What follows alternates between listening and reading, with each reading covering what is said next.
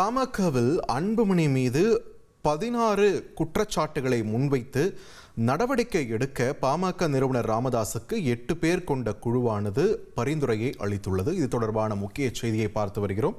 கூடுதல் விவரங்களை வழங்க இணைகிறார் எமது செய்தியாளர் எழில். வணக்கம். அன்புமணி அவர்கள் மேல வைக்கப்பட்டிருக்கக்கூடிய அந்த 16 குற்றச்சாட்டுகள் என்னென்ன, இதன் முழு விவரத்தை பதிவு பண்ணுங்க. மாநில சிறப்பு பொதுக்குழு கூட்டம் புதுச்சேரி அருகே உள்ள பத்தானூரில் கட்சியின் நிறுவனர் ராமதாஸ் தலைமையில் தொடங்கி நடைபெற்று வருகிறது. தற்பொழுது இந்த மாநில சிறப்பு பொதுக்குழு கூட்டத்தில் 8 பேர் கொண்ட ஒழுங்கு நடவடிக்கை குழு நிர்வாகிகள் அறிமுகப்படுத்தப்பட்டுள்ளனர். அதன்படி அந்த குழுவில் சேலம் மேற்கு சட்டமன்ற உறுப்பினர் துரை, அன்பழகன், நெடுஞ்சீரன், மா.க. ஸ்டாலின், சதாசிவம், திருமலை குமாரசாமி, பானுமதி சக்தி ஆகிய 8 பேர் கொண்ட இந்த குழுவை அறிமுகப்படுத்தினர். மேலும் இந்த 8 பேர் கொண்ட இந்த ஒழுங்கு நடவடிக்கை குழுவினர் 16 அம்சங்களை கொண்ட புகாரினை மருத்துவர் ராமதாஸ் அவர்களிடம் சமர்ப்பித்துள்ளனர்.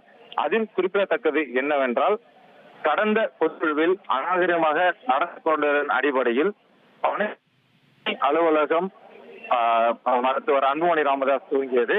இப்போ மாவட்ட செயலாளர் கூட்டத்திற்கு யாரும் செல்லக்கூடாது என மாவட்ட நிர்வாகிகளை மிரட்டியது. இதேபோல் கட்சியை பிளவுபடுத்தும் வகையிலும் தொடர்ந்து ஈடுபட்டது.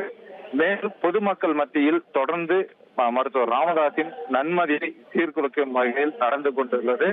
தைலாபுரம் தோட்டத்தில் ஒட்டு கேட்கும் கருவி வைக்கப்பட்டது. பொதுக்குழு என்ற பெயரில் மருத்துவர் ராமதாஸிற்கு இருக்கை போட்டு அவருக்கு நல்ல புத்தியை கொடுக்க வேண்டும் கடவுளே என கேட்டது.